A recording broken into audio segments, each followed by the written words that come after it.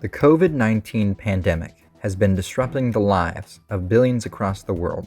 Yet how refugees and immigrants are coping with the situation has been grimly reported.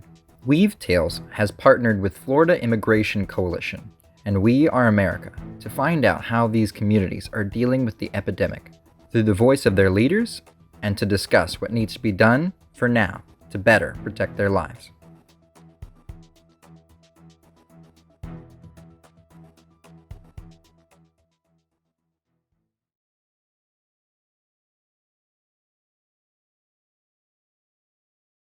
So first of all, my name is Issa Saidi. Um, I'm from Tampa, Florida. I live in Tampa, Florida. So I'm a Congolese by nationality. And then that means I'm from Democratic Republic of Congo. Yeah. I'm a Tampa Bay Community Organizer. I work with FLIC. It's a Florida Immigrant Coalition. So that's my work. So as I started with that, I say that it's a little bit trick to the community because people are struggling a lot.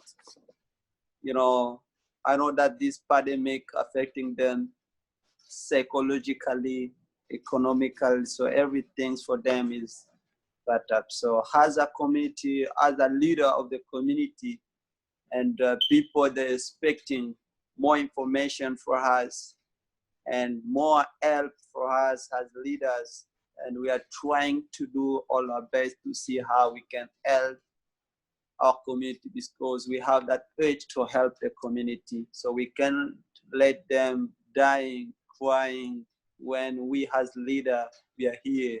So we have to raise our voice. We have to stand with the community together to see how we can make everything be fixed.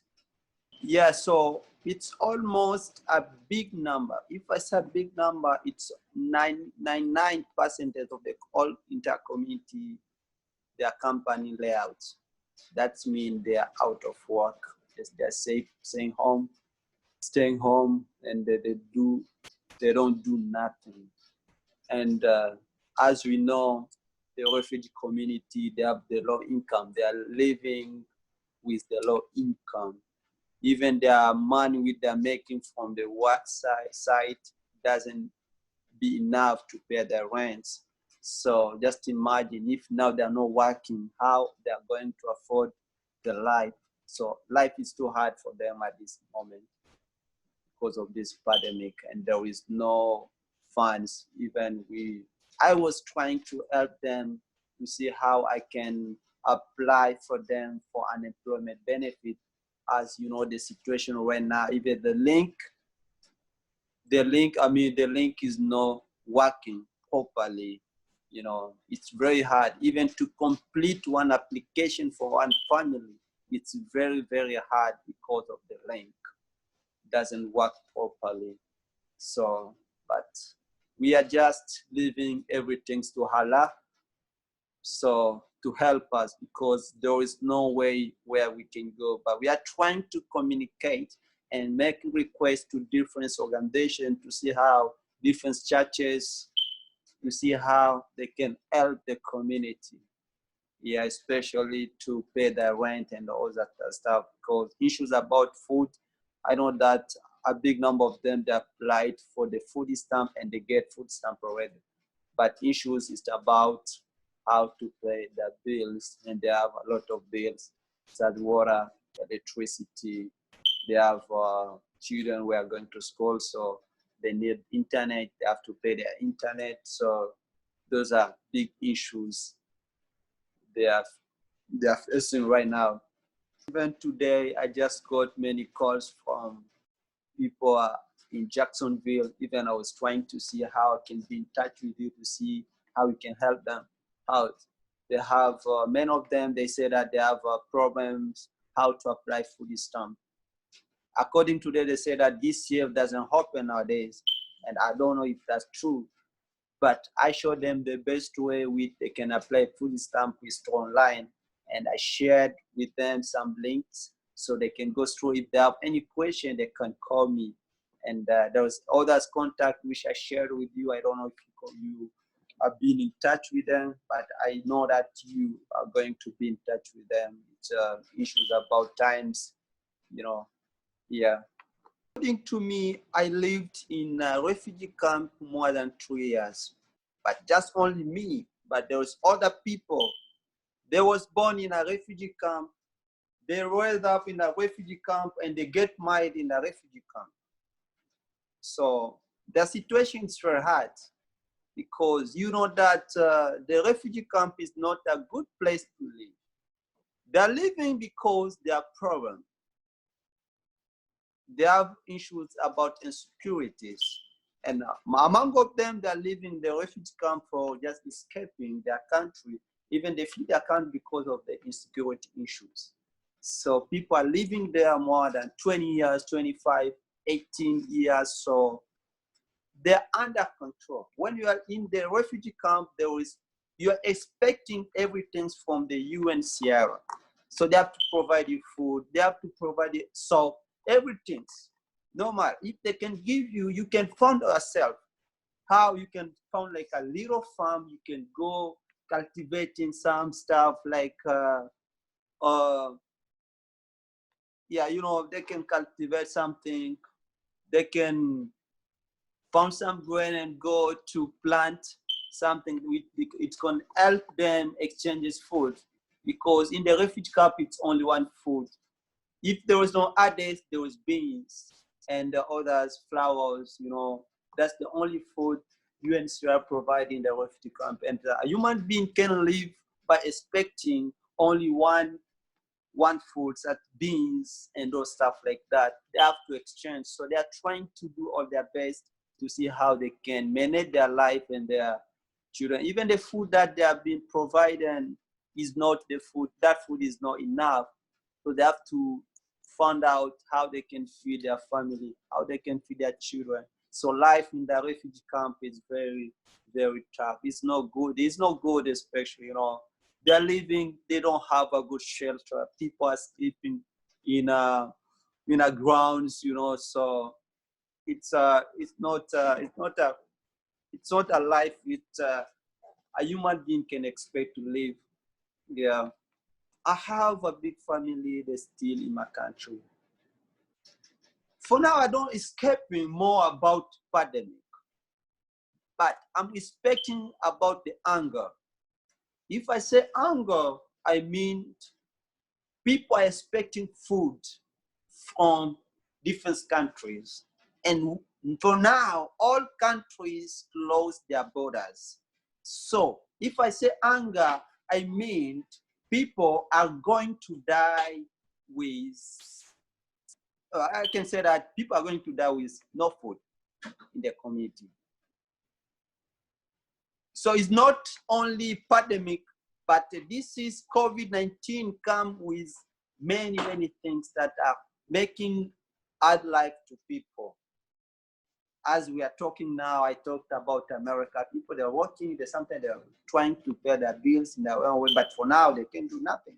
So just imagine we are in a developing country such as America, we are struggling. What about people living in a poor country such as Africa, Congo, Tanzania, Burundi, those countries? How they're gonna be, they will be in which situation? So their situation is very, very tough. It's very, very hard. For now, I'm just leaving everything to God. So we have to pray a lot to them and to see how, because there is no help. We don't know how they're gonna get this help, because they can go to farmer, they can do anything. Just imagine a big number of population of Africans, they are living under $1 per day. And among of them, they are the self-employed. They are the self-employed. So there is they don't expect anything from the government. So their government is not able even to feed their population. So people are dying. Just imagine for now, in Democratic Republic of Congo, we have more than 215 cases and 20 deaths. Just imagine, it's too crazy for our poor countries like that. So their population are dying a lot. This is only for the COVID-19, but if you are seeing people who are dying with, we know that in our country we have many pandemics. We had Ebola. Even Ebola till now is still there. Doesn't finish yet. Now it's coming COVID-19. And we have many diseases affecting them. Or not only this, we have malaria. We have, so just imagine, if we are seeing this situation, it's very hard and very painful. They must say we can be here because of the Allah is there. We believe in Allah, so there's no way. So still praying God to keep them and making them to be healthy, because through this, we are expecting to get more death in our country, because there's no way. They don't have any support. African countries, I can say my country are under lead through I can say it's dictatorship leaders. When the leaders say anything, there is no opposition who can raise his voice, no nothing. If you raise your voice as an opposition, they take you to jail. So the big powers countries such as America, they have to look deeply to those countries to help the population, because the population are dying daily. So you have to make sure we keep people instead of killing people. There's too many violence. There's many rapes. If you look for the cases of the rape, it's 1,000 cases of rapes. Those violations, those issues about gender. So they have to look deeply how they can help those poor countries. Such my country is poor. No matter we have minerals, but it's I can say that it's a richest country, but their population are poor because we are under dictatorship leaders. Our leaders are still dictator. So they don't know how to manage a country. They know how to lead. They don't care about people. They're killing people. For now, issues no. If they say you have to get to a home, just imagine, as I told you, a big number of our population are the self-employed. So if you go to the market and you don't find anything, so if they say, okay, we're gonna close today at 12, it's 12. If you don't get out for the shop, so they beat you. Killing people, beating people illegally. So there's many stuff are going on. This make me myself to be more. Even I don't like to follow the news, even be concentrated to my country's news, because I used to when I watch it, I used to cry a lot. Yeah, it's very painful. When I look Africa, I look people are dying through this pandemic. Yeah.